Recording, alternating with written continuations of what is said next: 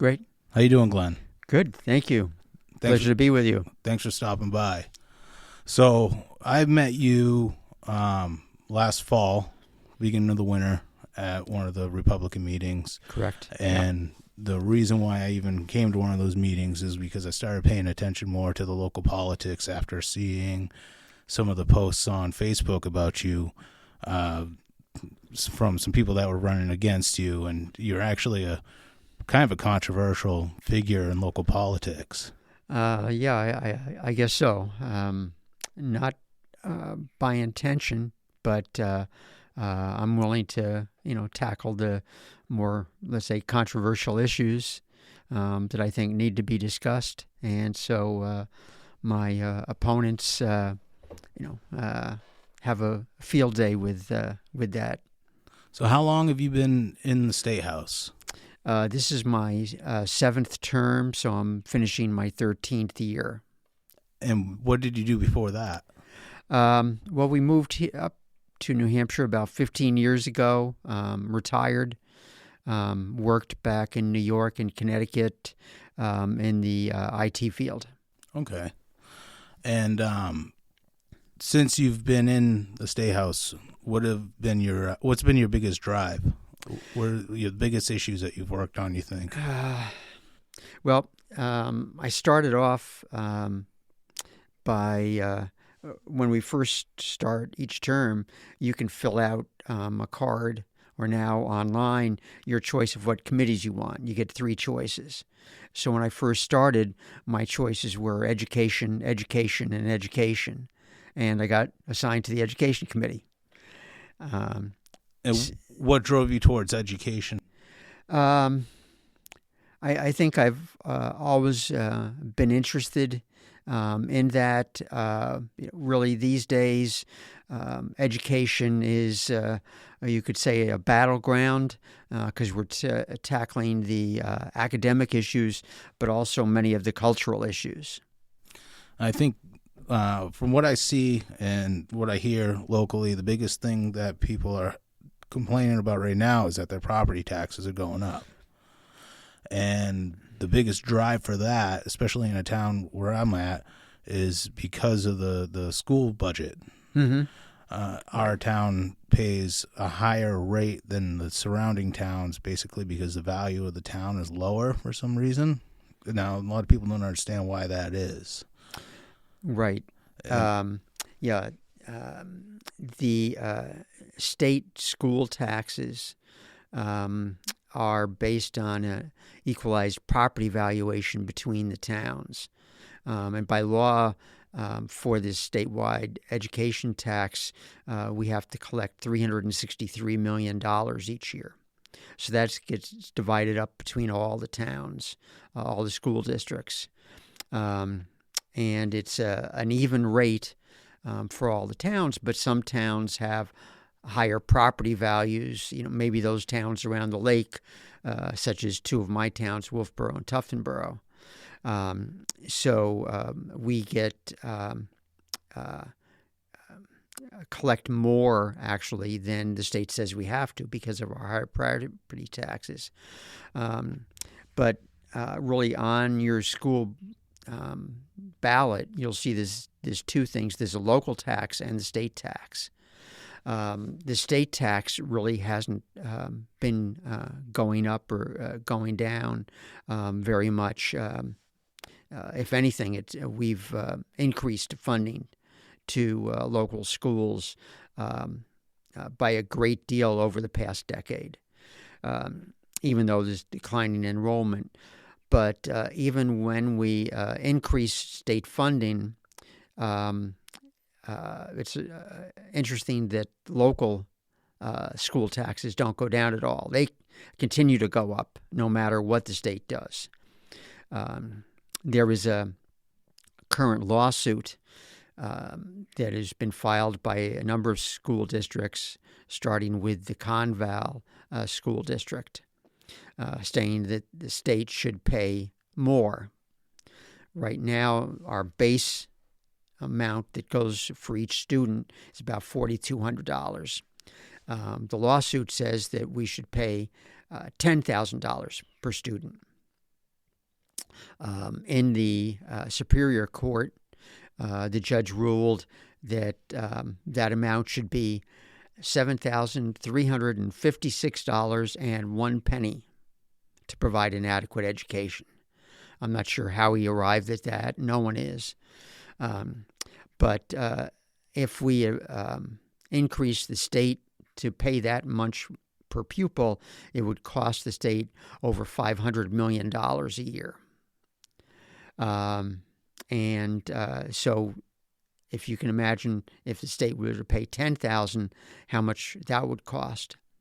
And interesting that 2 years ago, we had the superintendent from that school district, the Conval School District, come and talk to us in the Education Committee. And she said even $10,000 would not be enough. So I think the answer is that for some people in the education establishment, it'll never be enough money. Yeah. Which is unfortunate for the taxpayers. I have noticed in some of the legislation that's going through the State House right now that the Republicans trying to make it so that you can see what the impact will be on your on local taxes. Now, that's for projections more than 1 or 2 years, I think it was. Yeah, there's several pieces of legislation that have gone through and are going through the legislature. Last year, we passed what was called the Students First Act, which would provide a lot of information to voters, including information about how the taxes have gone, what adequacy rates are, and so forth. This year, we're working on legislation. My committee has a bill that would require on the school ballot to have printed what the average cost per pupil is in your district, plus what the proficiency levels are, the academic proficiency levels for English, math, and science. So you can see, are we getting our money's worth when we vote on the budget? What's the website that provides the proficiency rates? There is a state Department of Education that has a great deal of information on it. That information is found, it's called iPlatform. And you can go to the Department of Education website and find iPlatform. And there are a number of reports there. You can find enrollment, financial information, and even compare between districts to see like-sized districts, how much they're paying, what their school budget is compared to yours. So Commissioner Edelblut has done a fantastic job in making information available to really increase transparency. And have they gone up or down? The academic proficiency rates are basically flat for many, many years. Some people point to proficiency going down due to COVID, but really that was the same before COVID as well. So it's very interesting to take a look at some of the graphs that are available over time, both nationally and in New Hampshire, to see if spending has increased academic performance or not. But enrollment's going down as well. Enrollment has gone down, yes. In the past decade, something like 20,000 students in New Hampshire, from close to 200,000 to 160,000 over a little bit more than a decade. But costs continue to go up for taxpayers. Is that per pupil, or is that through? So if the enrollment's going down, so let's say you have less kids, but you're spending the same amount of money, or you're increasing that amount of money. More money, yep. So that increases it per child as well, right? Correct, yes. So how much does it cost to educate one child? Right now, the state average is about $23,000 per student. So where did that judge get $7,000 for a? Well, right now, that 22-23 is both local and state money to educate the child. Okay. The judge is talking about one component of what the state provides. Okay.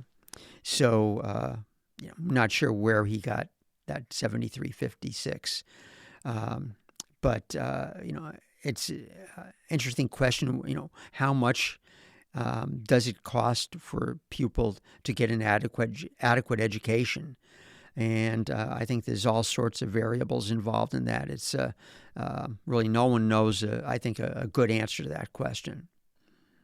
In the State House, you're the chairman of the Education Committee? This term, we split the Education Committee into two education committees because we have so much legislation to deal with each year. It was really unworkable. So now there's an Education Funding Committee, and I'm chair of the Education Policy and Administration Committee. Okay. So it's worked out pretty well to really decrease our workload a little bit. You co-sponsored a lot of bills too. I sponsor and co-sponsor quite a few bills each term, and the past few years I've even drafted bills and given them off to other legislators to introduce, just because I have so much on my plate. How much time do you spend at the State House on a week? Very often it's 4 days a week down in Concord. Do you stay there? No. Back and forth, and it's about an hour and a quarter each way from my house. It's a lot of work. Yeah, and they I don't stop there. I work. I spend 7 days a week, at least part of the days, working on issues related to legislation and also answering questions and researching things for constituents. That's a big part of the job, also. And you co-sponsored HB 10, right? Which is the parental rights bill. Yes. And I've seen a lot of people posting against that, and I don't understand why. They think that the legislation will require teachers to quote unquote out students. If a student is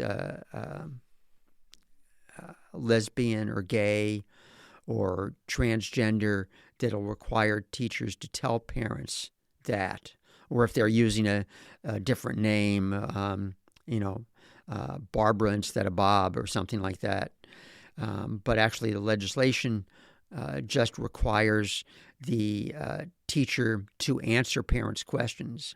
So if a parent asks about the student, then the teacher is to provide an honest answer as to what's going on with the student. It's we don't want secrets kept from parents. Why would there be a situation where a teacher wouldn't want to tell the parents? We hear that parents might not like the answer and might take it out on the child or abuse the child. But I think that would be rare, if at all, and also is provided in the legislation for situations where the parent thinks there is abuse in the household.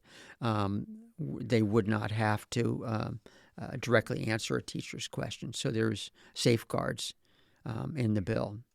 But we've been trying this for at least 3 years now. Last year I had a constitutional amendment to say basically that parents had the right and responsibility for the upbringing and education of their child. And that passed the House, but did not get a sufficient margin. It would require 2/3 of the House to vote for that, and it didn't make that threshold. But this is the third or fourth year we've tried for a Parents' Bill of Rights. And actually, there's one that has passed the House, and there's one that has passed the Senate, which is geared to parents' rights in education. And then once it passes the House, it goes to the Senate, and vice versa. Yeah. So it's a long, hard process because you could have a bill and that was introduced in the House, let's say, that had a financial impact. So that bill would go through the committee, have hearing, a vote by the committee, go to the full House. They would vote on it. If the full House passes it, it could go to a second committee, let's say the Finance Committee, and the process starts all over again. Then if it finally gets final okay by the House, then it would go over to the Senate, and again, the whole process starts all over again. So it can be a long, long road to get a piece of legislation passed. And then you need the governor to sign it. And then you need the governor to sign it, yes. I remember one year when there was a Democrat majority in the House and Senate, and Governor Sununu vetoed something like 50 bills. And that process also in that the legislature can come back and override the governor's veto. But that, again, takes 2/3 in each house to do that. So, it's tough to get legislation passed, but it's designed so that really we get good legislation passed, something that everybody is interested in having become law. How much bipartisanship's going on in the State House right now? There is bipartisanship. We have worked together on quite a few bills. In my committee, for instance, we've had many bills that have been bipartisan. The entire committee will vote for it. So it would be like an 18-0 vote. And then it goes on the consent calendar in the committee. And all the bills from the committee, all the committees that have unanimous or near unanimous recommendations go on the consent calendar, and there would just be one vote in the House or the Senate for the entire consent calendar. And there are some committees that have special committees we've had in the past 2 years, for instance, housing and child care, where there's a more even number of members on those committees. Last term, it was a pretty evenly divided House. We had like a 3-vote Republican majority, a 3-member Republican majority, so the committees were evenly split. This year we have a larger Republican majority, so most of the committees are something in the order of 10 Republicans and 8 Democrats. But for the most part, it is congenial, and we try and work together as much as possible. But we try and get our priorities passed as well. Mm-hmm. So you think since the end of this last election, we got the midterms basically already starting. People are already announcing their candidacy for the Senate. One thing that I've been hearing is like the Senate race is going to be a race where if you want to run, you need $100 million just to run an adequate campaign for the Senate for federal. For federal. Yep. And they say that with the State House, this is a position that pays $200, right, for a 2-year term. Correct. So it's 100 minus taxes. They tax you on that. Sure. So I've heard that the average campaign for state rep is almost $5,000. In that ballpark. Some districts where you're in the majority, you don't have to spend that much. But I know of one Republican, a member of our committee, who's, I think, just ran for her second term. Her Democrat opponent spent around $50,000 to try and defeat her. Wow. Yeah. I've heard $20,000, and a lot of it's coming out from out of state. Yeah. Too. Mm-hmm. So that's a little concerning to me, and that's basically what made me want to start kind of getting involved and paying attention more and talking to more people and even just doing this here. I was sitting down right now is that I worry about the influence from out of state, and obviously we've had a lot more people move in this area since COVID. I think this town had almost a little more than 10-15% increase in population. Wow. I believe. So that's obviously going to change things. But some of the candidates that are coming in obviously are coming from out of state. Their money's coming from out of state. So I think it's going to be a little tougher to try and keep New Hampshire. We're surrounded by blue states. And I've always been an independent up until about 2 years ago, and I would say when I was younger, I was probably more of a Democrat. Like I voted for Obama in 2008, but I don't think it's good to have a single party rule, especially in a region like ours where every state's blue around us. Mm-hmm. There's a lot of influence. There's a lot of people that want to see this turn to a blue state. Yes. And there's a lot of people that have lived here all their lives that are starting to get to the point where they can't even afford to stay here because taxes are going up and the property taxes are going up. So what do you think is what's in store for New Hampshire in the Yeah.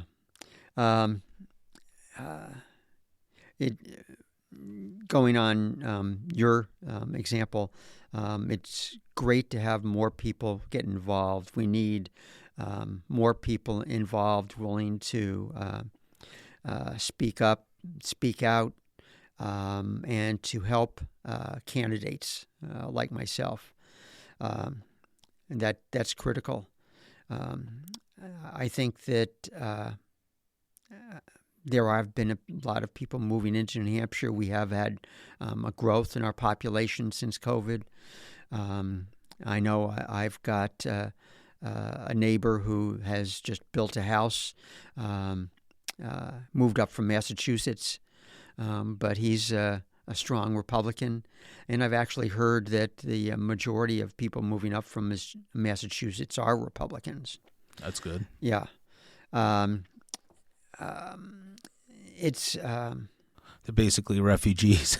Yeah, they see what's going on in Massachusetts and want to escape. Mm-hmm. Yes. Yeah. I think that goes for the other states, as you pointed out, too, around us.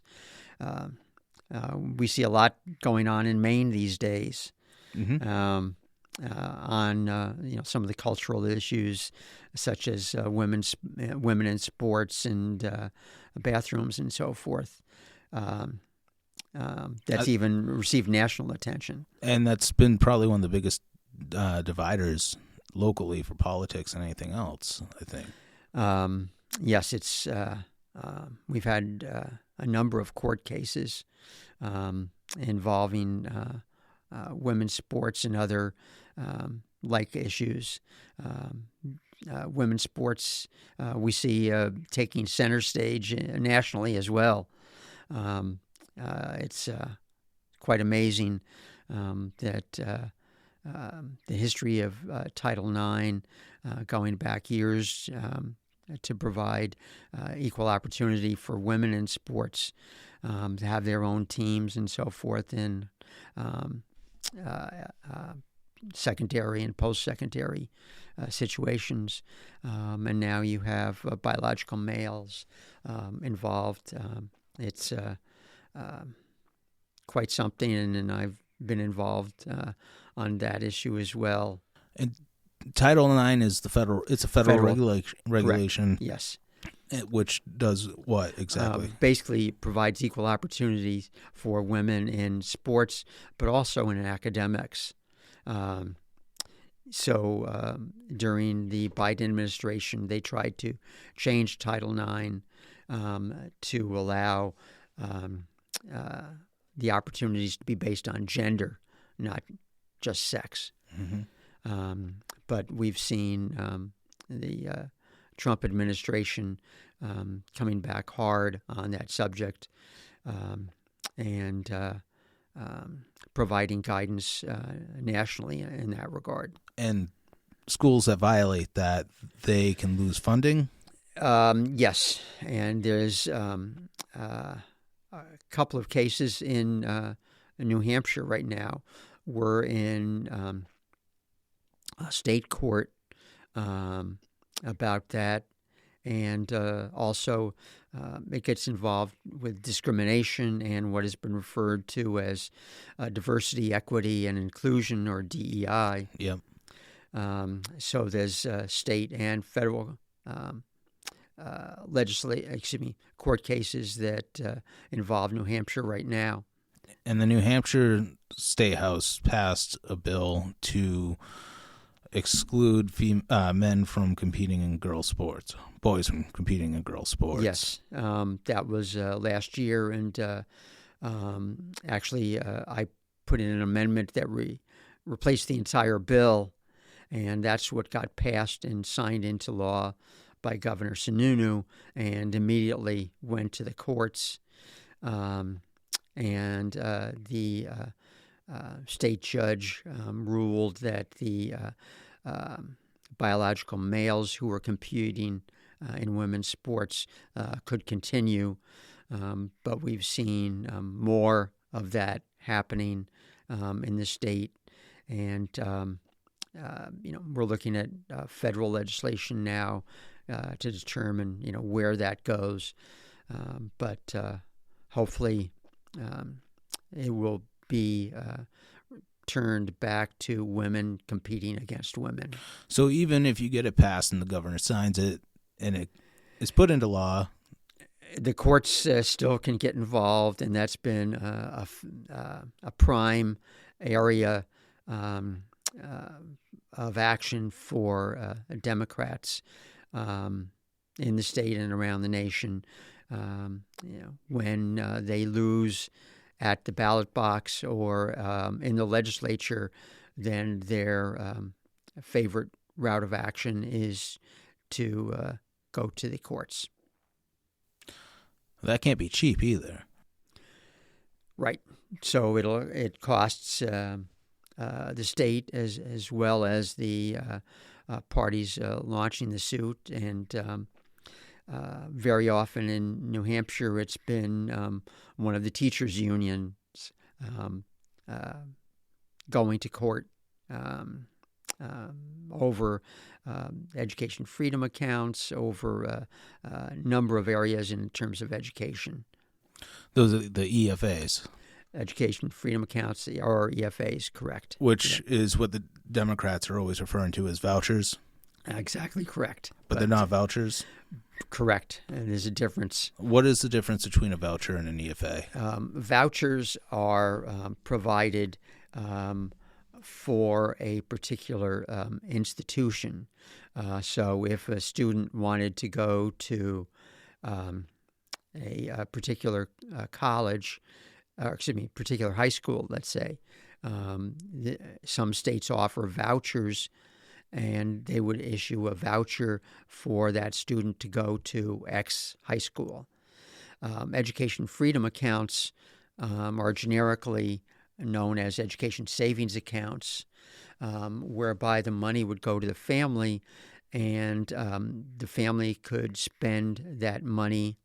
In New Hampshire, and in every state, it's just state money involved. But parents could use that money for a whole range of education expenses that are provided for in law. So it could be a private school, it could be tutors, it could be therapies for a child with special needs. So it's more of a menu of options of education choices available to parents than just a voucher to a particular institution. And from what I've learned about them is that everything with an EFA has to be approved. So you submit it to Is there a There's a nonprofit organization that administers the program in New Hampshire, Children's Scholarship Fund. Okay. And every expense is reviewed. But right now it's capped at anybody that makes less than 300% of the poverty level. 350% of the federal poverty level, correct. Okay. Yes. We've tried to change that, and there's House bill and a Senate bill to change that this year. And actually, the House bill, HB 115, has a hearing in the Senate tomorrow. So that will be interesting. And our House bill, what it does is increase in our next school year that federal poverty income cap from 350% to 400% of federal poverty. Then effective July 1, 2027, there would be no income cap. So it would be universal eligibility for any student in the state. And what is the biggest drive against this, other than I've heard it takes away from public education, and that I've also heard that it increases property taxes. Right. But doesn't it comes from the general fund, right? Actually, there's the general fund and something called the Education Trust Fund. Okay. And the Education Trust Fund is made up of a number of different sources, one being that statewide education tax that we mentioned earlier, but business taxes is the highest source of money coming into the Education Trust Fund, and all the money that's sent out to public schools, school building aid, and the Education Freedom Account, and a number of other things all come out of the Education Trust Fund right now. But yes, those are common arguments that you mentioned against the Education Freedom Accounts. But it's interesting to note that those same arguments were launched at the Tax Credit Scholarship Program when it started about 12, 13 years ago. Even though no state money was involved, it was tax credits for a business to make up for a donation to scholarships for students. Okay. But when I hear that the Education Freedom Accounts are stealing money from public schools, I ask them, name me one school or one school district in the state that has not gotten the amount of money that they were entitled to under current state law. And the answer is there have been none. Mm-hmm. So the other myths, and there have been books written about the myths of education freedom taking away from public schools, and accountability, transparency, financial aspect. But one other interesting point about all this, where it's centered in money, right? Where we should be focusing on academics and students learning what we want them to know. So I've got a little graphic that has a row of students, and their head is replaced by a money bag in this graphic. And the caption is, kids or school funding units. Mm-hmm. The education establishment and the teachers union really focus on students as school funding units rather than just kids. And I think that those of us who support education freedom want them to be focused on as children who deserve the education that will best meet their individual and unique needs. The Department of Education was established in 1978, right? Right. And the Federal Department of Education, correct? Yeah. Yep. So what effect does the Department of Education have on New Hampshire's education system? It's a good question. They do provide funding down to the local school district level through the state, but they have also passed numerous pieces of legislation, regulation, I'd say, rather than legislation. Right now, it's the Every Student Succeeds Act that provides requirements on local states and local school districts. And I would hope that would be one of the first things that goes away if the U.S. Department of Education is scaled back or eliminated. Is that the same as No Child Left Behind? No Child Left Behind was a prior version of that, yes. Okay, so Yep. they've changed it since then. That yes. was Right. Bush in the early 2000s, I think. Right, yes. I remember that. Yep. So, we'll see what happens with the U.S. Department of Education. But they've got a tough road ahead and talk about some things like aid to students with disabilities being block granted to the states. What does that mean? The amount that the federal government now provides to the state, rather than have the State Department of Education send out the money. There might even be a different agency, maybe the Treasury Department would just issue that amount of money to the state directly for the state to distribute. Okay. So in this legislative session, this year, you've passed the Parental Bill of Rights, expanded EFAs. Yep. Yep. In the House, you're talking about. In the House. Yes, right. Yeah. Yep. What are the chances that those will actually go through and be signed into law and not get challenged by courts? Well, yeah. Zero? Let's say signed by the governor first. Okay.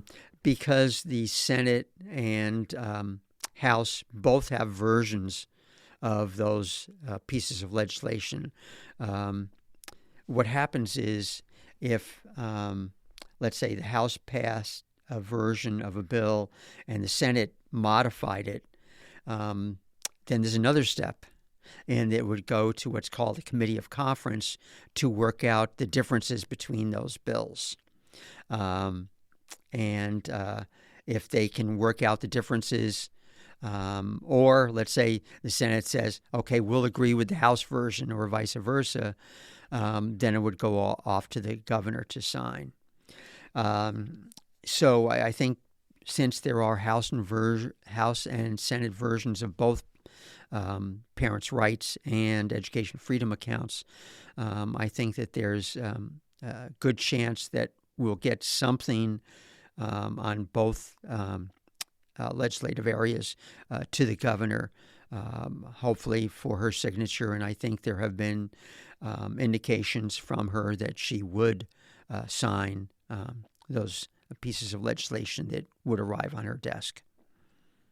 I think one of the biggest things that is making it difficult with everything that you're trying to do is a lot of people that get up and go to work every day and don't pay attention to what's going on. It's easy for them to scroll through social media and see a meme and see a big long rant or a post that basically says that Republicans are cutting funding for school and special needs, and that you have such an unpopular agenda that you can't even get it passed. That's one thing I heard last week was that that all these bills that were passed individually were also put into the budget. Some bills were. Yeah, but they had passed individually. Yep. So to make a deal out of it like that just seemed a little it seemed a little There were there were some bills that passed and were also put into the budget, like the education freedom accounts. There were some things that were just put into the budget and then voted on by the House as part of the budget. Yeah. But that's pretty much par for the course. It happens all Yes. the time. Yeah. Yeah. So it just seemed a little dishonest to say that Republicans can't get these things passed. I think that if people actually do take the time to do the research on the bills that are being voted on and what Republicans are trying to do, it is a win for families and education, because it, like you said, it should be about the education of a child. It shouldn't be about propping up the public school system, even though the kids aren't really doing as well as they should be, and the cost of the education keeps going up and enrollment keeps going down. We have a homeschooled child, and ever since I've seen him go through homeschooling, he's been doing great. He's been learning Spanish. He's been learning how to code at like an 8th grade level, and he's only 9. And when I would come home from work, I'd say, "What you learned today?" "I don't know." That's what I would always hear every day. "I don't know." So now when I come home, I say, "What you learned today?" He'll start telling me all the things that I learned. Really? That's great. Yeah. It's complete different, a complete different experience for him. I think he's learning more, and and it probably doesn't take 8 hours a day either. No, right. It doesn't. Right. It only takes 3. Right. Yeah.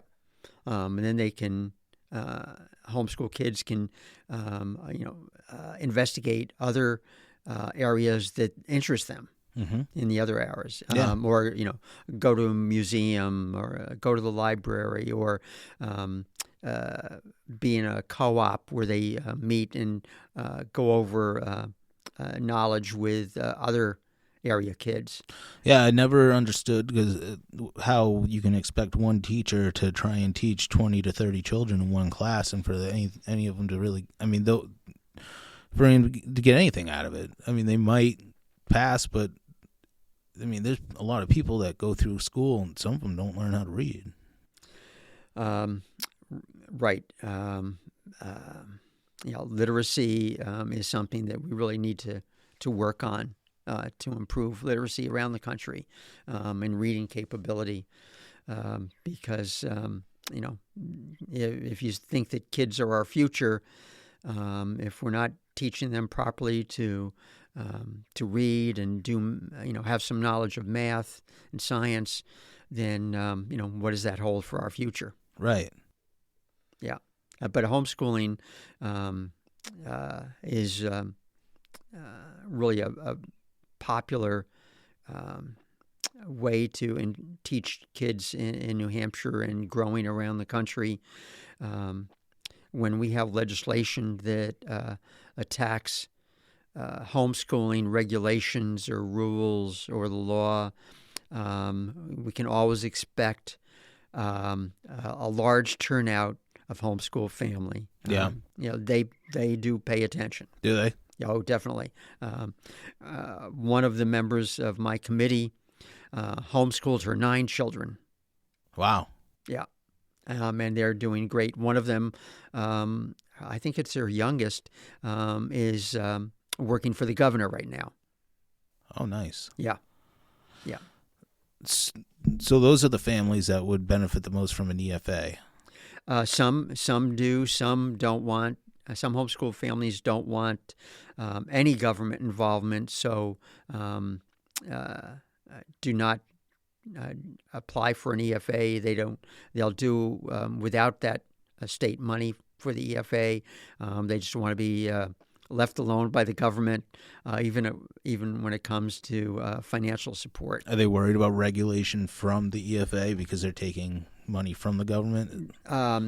Yeah, they're worried about government regulation, yes. But I think there is minimal intervention required for homeschool families that take an EFA. Because we use an accredited system. Right. And I believe my wife handles most of that. So Yep. from what she was telling me, she just needs to find somebody that will basically evaluate his progress. Correct. And sign off on it. Right. Yeah. If you have an EFA and are homeschooling, there's 3 options. One is to take the state test, the annual state test, or some other national test, or do what's called a portfolio and keep track of students' progress in the year, and then at the end of the year have a teacher certify their progress. Yeah, which is what you were describing that your wife does. Mm-hmm. Yeah. Mm-hmm. Yeah. And yeah, it has been a huge change.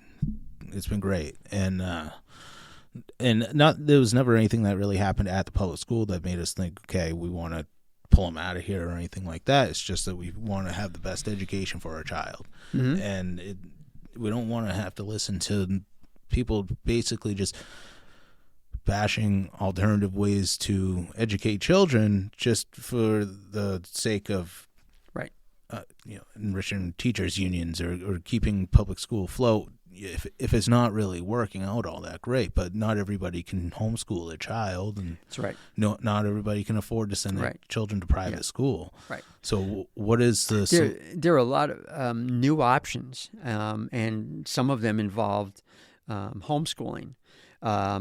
We mentioned co-ops where area families get together and go over materials together as a group.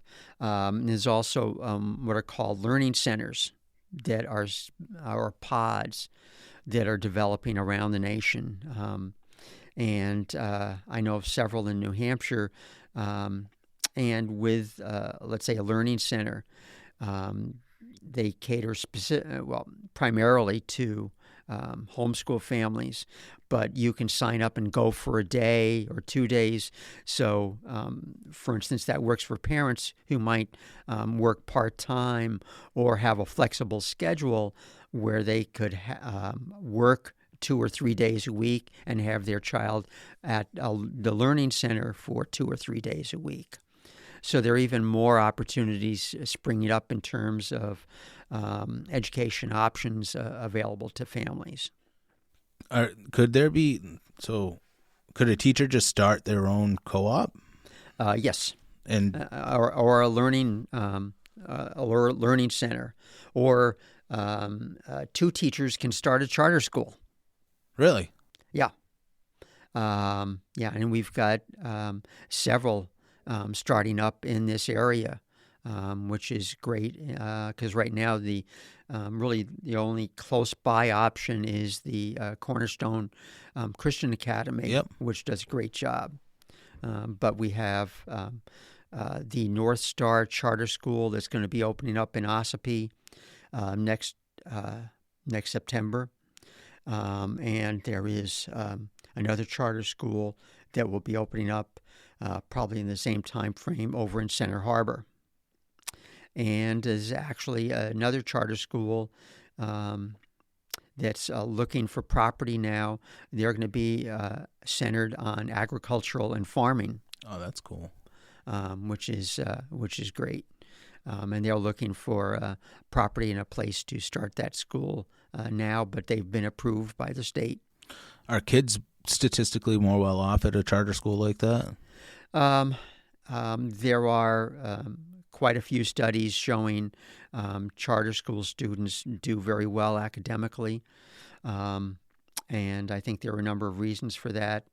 Some charter schools have a focus in terms of academics, such as the Agricultural Charter School or Academy of Science and Design down southern New Hampshire. So many charter schools will be available for academics in an area of greater interest for the student. But we're hopeful to see even more starting up in this area. What do you think public education looks like in 10 to 20 years from now? It's interesting. I think One, there'll be smaller schools.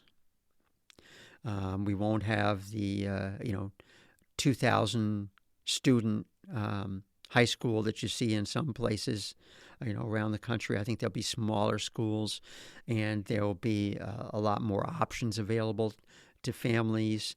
And I think that it won't be really just putting your student on that big yellow bus out at the bus stop anymore. I think there'll be new forms of transportation to get students to the school option that really meets their needs. Right now I have legislation that we had a hearing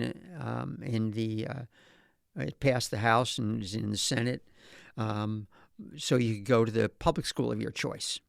You won't have be confined to a district based on your zip code, or what I call zip code discrimination. You can go to any public school you want to. I've heard you say that before. Yeah. So that'll be another piece in the education freedom basket to help parents find the right education option for their child. Do you think there's more opportunity for new teachers getting out of college? I assume that if you're a teacher and you're getting out of college and you've paid all this money for an education to become a teacher, maybe you see this as a threat to job security, possibly. Maybe that's why they're able to get so many people riled up about these different ideas as far as education goes. Mm-hmm. I think even teachers currently in public schools, maybe are frustrated by, what's going on, and, they're locked into, a specific curriculum. Maybe they have their own ideas about way kids should be taught. So there's a whole new field of education entrepreneurship opening up, to start a charter school or to start learning centers. And I think that's what, in New Hampshire anyway, we're looking to do is to make sure that current educators or new educators, know about the possibilities for them to become an entrepreneur and start their own school. Mm-hmm. I think the teachers that I have known, they've seemed overwhelmed with what they're dealing with right now. Yeah.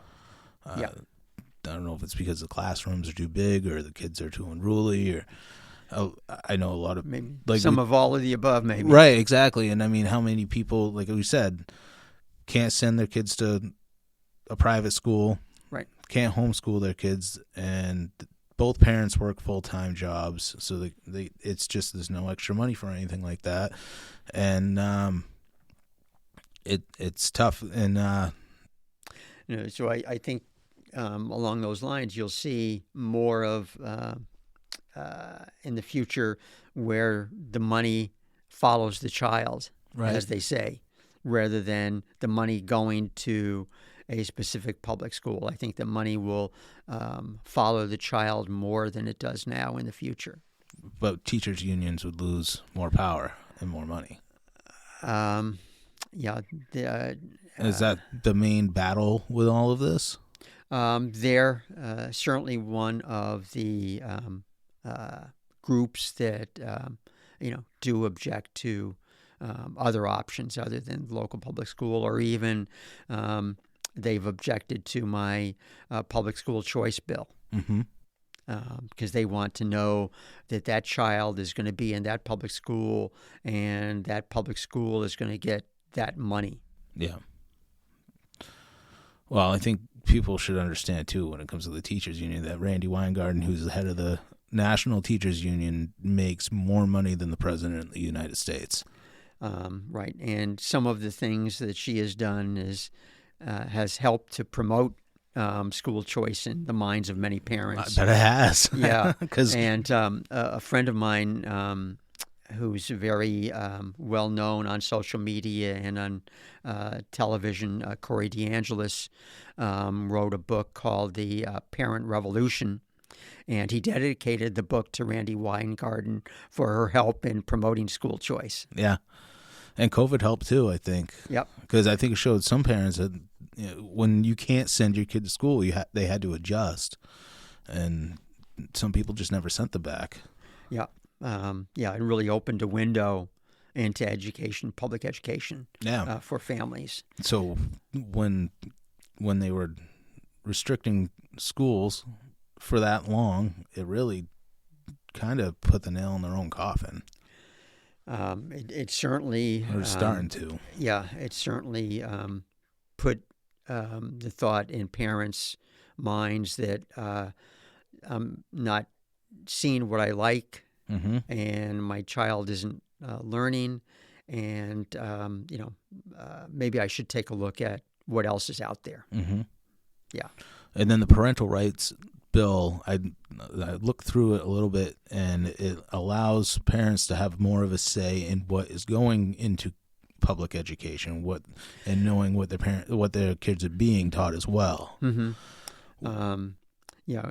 That's been an issue for a number of years, making curriculum available to families, getting parents involved back in the classroom. But our New Hampshire, you mentioned HB 10, Parents' Bill of Rights, really is taking things from throughout our state law, and putting them into one place so that parents know what their rights are instead of trying to look through all the... It's reaffirming then? Yeah, right. Yeah.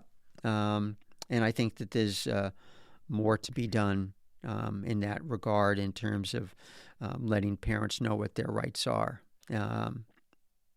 What have been the biggest issues in New Hampshire that made you feel that was even necessary? Well, one thing I know in Wolfboro and Governor Wentworth School District, where Effingham kids go, I know of a woman who was putting right-to-know requests for access to curriculum to the extent that the town attorney threatened her that if she didn't stop, he was going to refer her to the state attorney general. Now, there is no such provision or ability for him to, or for the attorney general to get involved in anything like that. So it was really just a threatening gesture. So, what was she trying to get information on? Just different aspects of the school curriculum. And so I think things like that certainly have not helped public schools, and one of the drives to provide information to parents on their rights. So transparency is something that we've tried to focus on in education over the past few terms. And then you had the infamous book ban bill. That's what they call it. Yes. What books does it even ban? It doesn't. None. Okay. None. So why are they calling this a book ban bill? Just because it sounds good and sounds threatening. It's just What's the title of the bill? It really doesn't have a title. The HB number? Oh, the HB number for this year's bill is House Bill 324. But there was another bill that I had last year, pretty much the same bill, that got a lot of publicity. Actually, both bills have, but even more so last year, in that I tried to read from a couple of passages from a couple of books. And I had cleared it with the Speaker of the House beforehand. He said, "Oh, you could read this one, but please don't read that one." So some of my books were banned by the Speaker, I guess you'd say. Yeah. But both years when I've started to read from a book, the other side of the aisle objected to my reading from those materials and tried to silence me. And we had to have a vote as to whether I could continue or not, which is kind of ironic in that they objected to hearing from this material, even though it's available in school libraries. There were, three or four Democrats that tried to stop you from reading it this year. Yeah. I have the video. Yes. Yeah. You want to listen to it? Sure. All right. It's story time. So parents out there, you might want to mute your computers as I read from a couple of books. This one is called Tricks, and it's in many school libraries, and I know specifically the Dover High School Library, and it's page 323. He's on me, yanking my hair, pushing me to my knees. He flips me over. I hear his zipper lower. He yanks down my shorts in a single motion. Representative this is in high Will school. cease. State your point of order. Thank you, Mr. Speaker. It's not clear that what the representative is presenting is necessary, and it is triggering for a number of people here. Doesn't seem to fit the hall.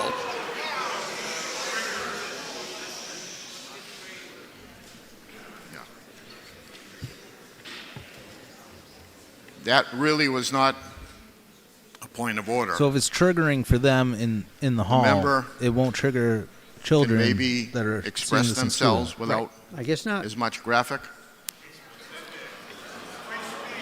Yeah. The member may continue. Thank you. For what reason does the member rise? To make a point of order. State your point of order. If I'm not mistaken, thank you, Mr. Speaker, and correct me if I'm wrong, but a member needs permission from the body to be able to read material from another source. I think the Speaker has made his point in his own words. I'm not sure it's necessary for him to read others' words. And as he said, I believe that Speaker needs permission in order to read the words of other people on the floor. Mr. Speaker, if I was... Okay. I wonder if they would have objected if I was trying to read from the Constitution. Yeah. I must disagree with you. On many, many occasions, members... And I'm pretty sure some of these other testimonies I've heard have been other people's words as well. That talk they would about go up things and from read. other books. Yeah. And other pieces of literature, whether they be a study, whether they be something different like that. It happens all the time. So what this member is doing is reading from a book right now. I asked him to maybe stop the graphics, but he is doing what members have done for as long as I've been in this chamber.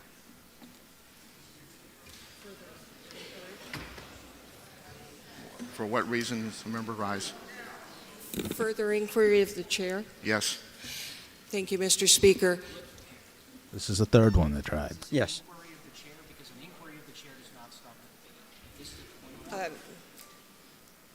Further point of order, then. State your point of order. Am I wrong to think that that our House rules specifically say that when a member objects to the reading of a paper, that the member must cease and the body votes? I'm going to state that what we've done in past is allowed the member to continue. I am allowing the member to continue as past practice has been, and I am... So this is basically where they let you start it back up. Right. So right. Now, last year, we actually did have a vote. The Speaker ruled that there had to be a vote, so there had to be a vote of the full House as to whether I could continue or not. and the House voted that I could continue. But at that point, about half the Democrat members of the House walked out of the chamber because they didn't want to hear it. Really? Yes. And a video of that last year was posted on X or Twitter. Libs of TikTok. Yep. And got over 4 million views, Mm-hmm.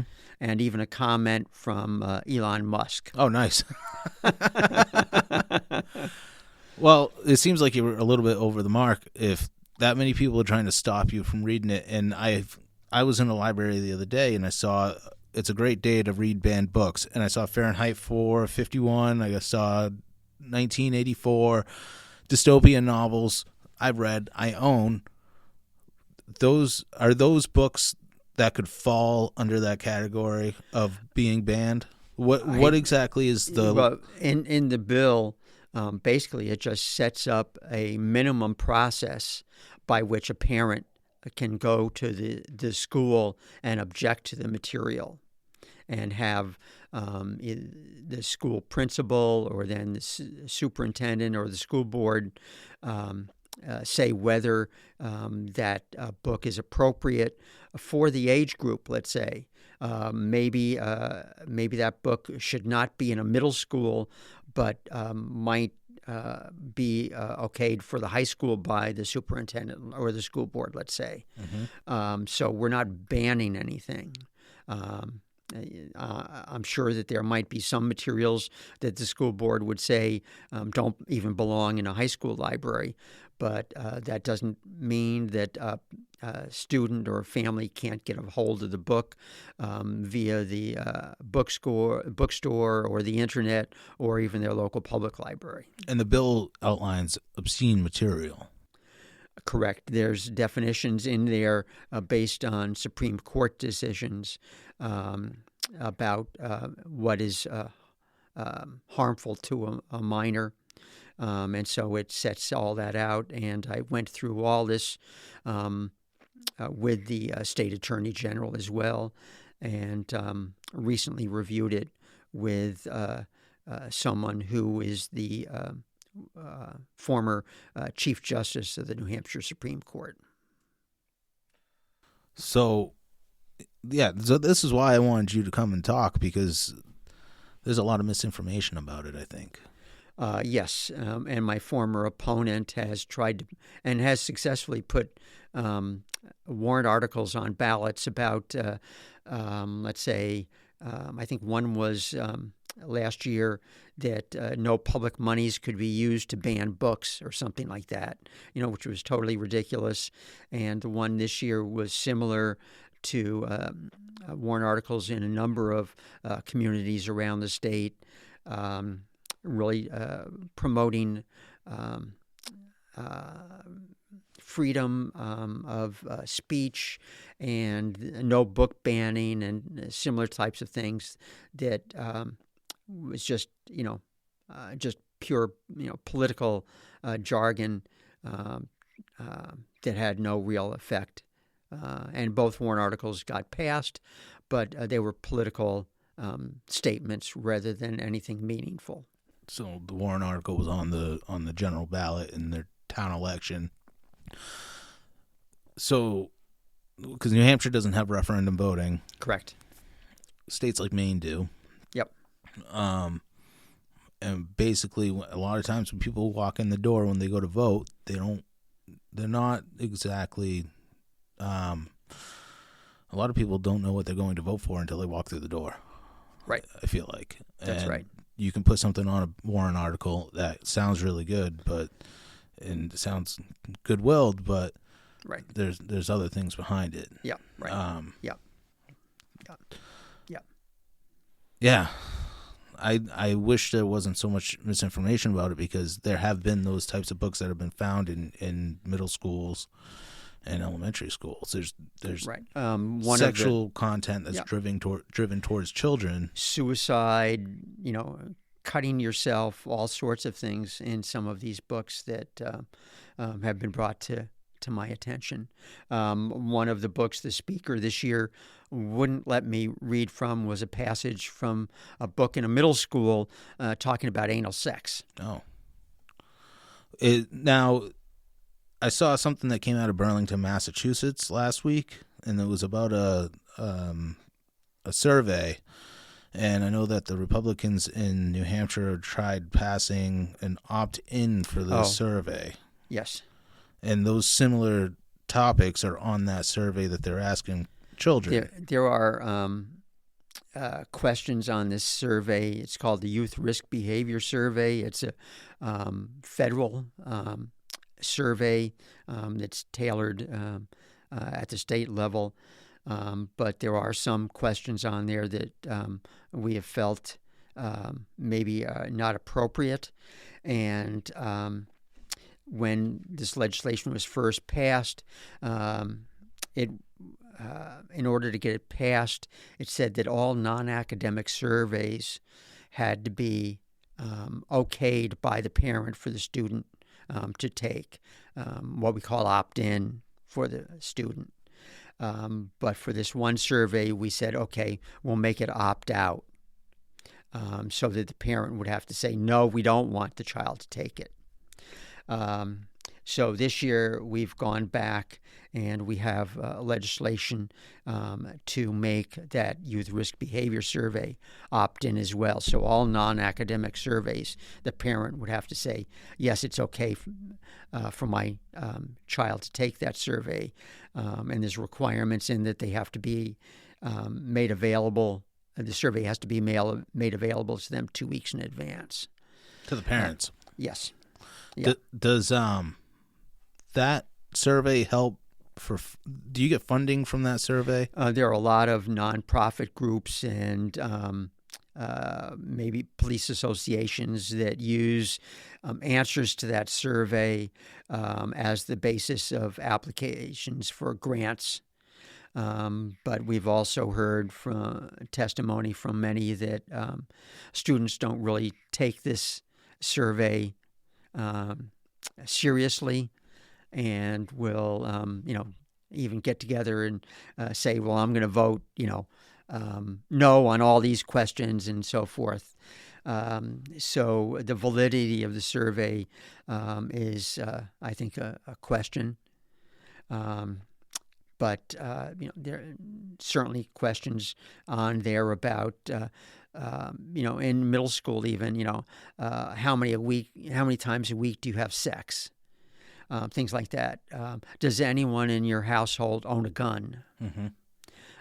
That we think are, not appropriate to be asked of school students. I've seen some of the people that comment about those surveys in support of them, saying that we already know they're doing this, so we should know who's doing it. And I don't think that's really something for a teacher to be talking to a child about. Right. And they said, well, I saw one person say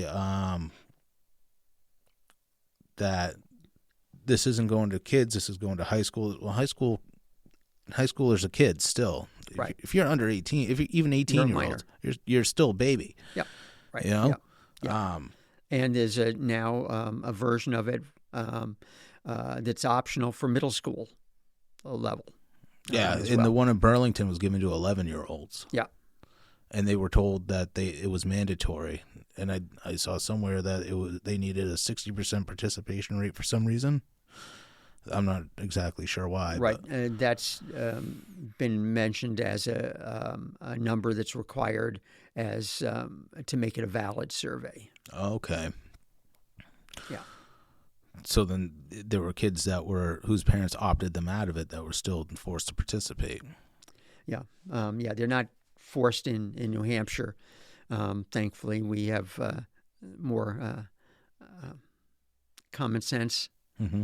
maybe than some of our surrounding states. And that's one of the big issues.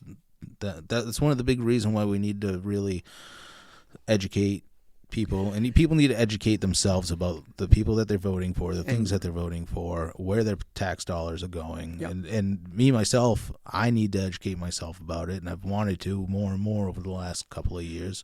And realistically, we have to do a better job of educating taxpayers and voters about what we're doing and what the laws are and what their rights are. And thus, Parents' Rights Bill is one step in that direction. Yeah. And the publicity that it gets, it's not exactly positive. Right. I want to say that when I read a news article about it, it's kind of leaned one way, and it's not in your direction. I've seen you be called a Nazi. I've seen really bad things said about you. Yeah. And I've never seen it meeting you in person, because Right.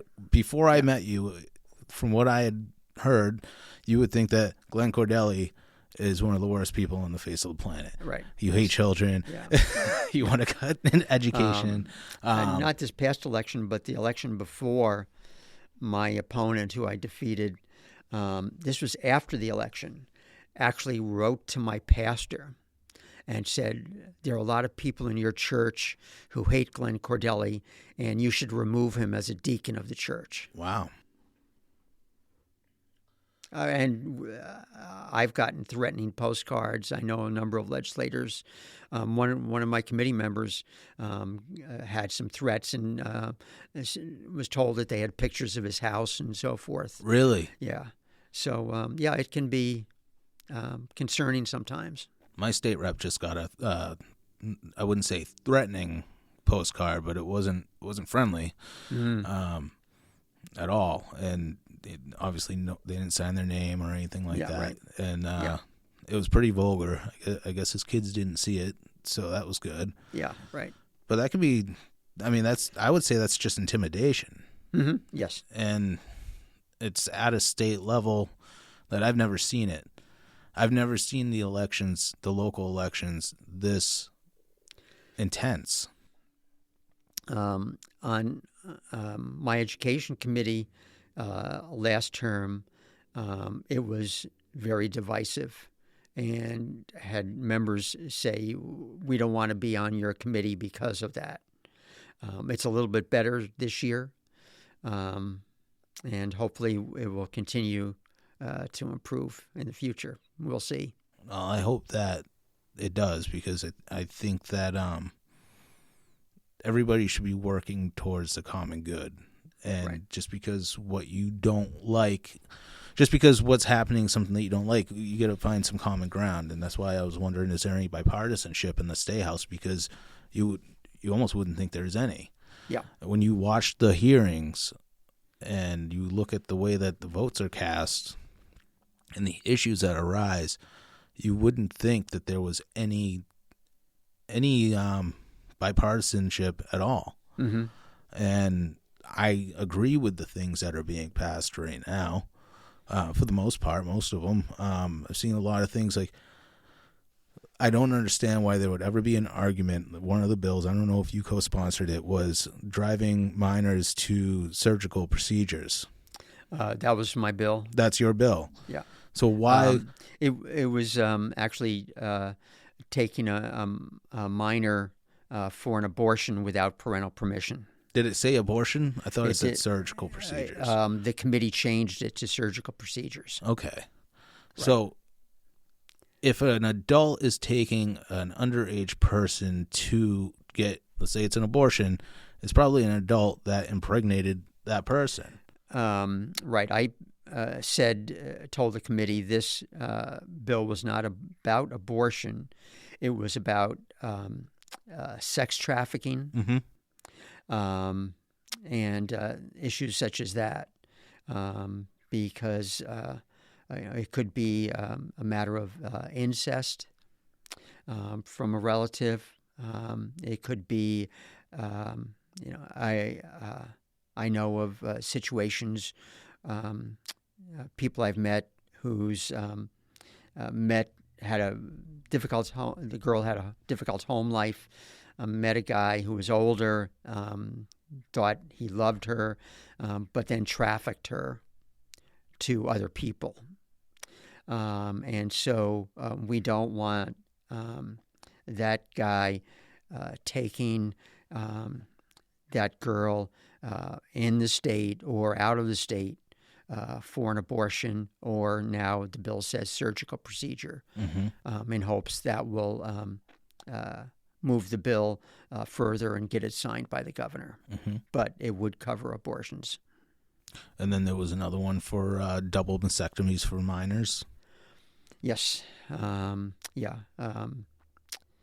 Several bills related to that for gender surgeries, and also for what they call top surgeries for breast removal. So we've been getting some of those bills out of the House and hopefully to the governor's desk. Yeah, and then there was what was the other one that was it was for hormone blockers for children, puberty and blockers. The argument against these bills is that this just simply isn't happening. Well, if it's not happening, then why do these bills need to be killed? Right. Yep. And then they call it health care. Right. Yeah. It's I know a young lady. I actually met her. She was transitioned to be a boy. Had her really most all of her female organs removed, and I had her come and give talks in Conway and in Wolfboro. And a very brave young lady to be able to talk about her experiences. So she was in the process of what they call detransitioning. And I understand she has since moved and gotten married. So I'm thrilled for her. Well, the thing is that once you do that, going back, once you have hormone blockers to block puberty when you're 12, 13 years old, it's not reversible like they say it is, because you've already stopped that process from happening. And then once you have that surgery, you can't just go right back. It's permanent. Right. But we've had testimony in our education committee about transgender gender surgeries being performed on 6-7-year-olds. And I mean, if somebody's 18, if somebody's an adult, and the parent is doing the testifying about that with their permission. Really? Yeah. So it's a 6-7-year-old that had the surgery because of the parent, or with the parents' permission and support, because I don't know. It's a mystery to me. Yeah. Well, I mean, they're not old enough to make those decisions for themselves. Right. Yes, I mean, they couldn't go and smoke cigarettes and buy alcohol or buy a gun or Just because you're a tomboy doesn't mean that you should transition to becoming a boy. They might grow out of it. Yeah. Right. If they're 18, let them make that decision. You're an adult; they can make that decision. I think anybody that, if you're an adult and you're not hurt, if your decisions aren't really hurting another person, I feel like you should be able to do whatever you really want. But I think that if you're making those decisions with somebody that's underage, it's not exactly. You're kind of projecting that harm onto your child. Right. So what do you think? Where's New Hampshire heading? If you look at surveys in terms of education, you'll see a lot of surveys saying that parents think we're headed in the wrong direction. I think that we had some excellent stewardship of the government with Governor Sununu and with our Republican majorities when we had them. And I think that Governor Ayotte will help lead us in the right direction as well. So I think that there are good days ahead for New Hampshire, and that New Hampshire will remain a beacon of freedom in the Northeast. And you plan on you're going to run again in 2020? I haven't decided. No? Well, I hope you do. I appreciate that. I think you're doing a great job, and I'm glad to have gotten to know you. And I think that when people are on Facebook, on Twitter, on Instagram, whatever you're seeing, when you see somebody say that the Republicans are doing this or they're doing that, look up the HB number, that whatever they're talking about, read it for yourself, and make your own educated decision about it, because I can tell you that I've heard things about bills that you've introduced that are completely different than what the reality of what it is. And I appreciate you coming in here, because I think it's great for people like myself that get up and go to work every day and don't have the time to really research all this stuff. Life is busy. Yes. And yeah, it's so much work just to go through life as it is. Right. To have your local government and to be part of your local government is just that much more. Right. And there's so much that goes on. Yeah, because sure. How many different committees are there in the State House? What we call standing committees. There's 20 or so regular committees. And do they all meet every week? Depending on the number of bills. Something like Fish and Game might have a dozen bills a year, whereas the Education Committee before this term was up over 100 bills. And in New Hampshire, I think that I've heard there was over 800 bills that were introduced. We typically have 800 1,000 bills a year. That's a lot. Yeah.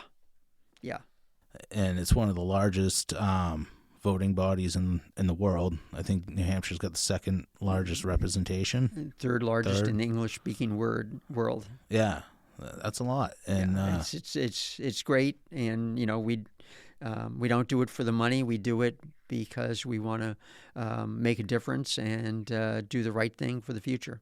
Well, thanks for coming by. Sure, my pleasure. And enjoyed it. I appreciate it, and I think that this is good, and I hope we can do it again. I hope so. All right, thank you very much.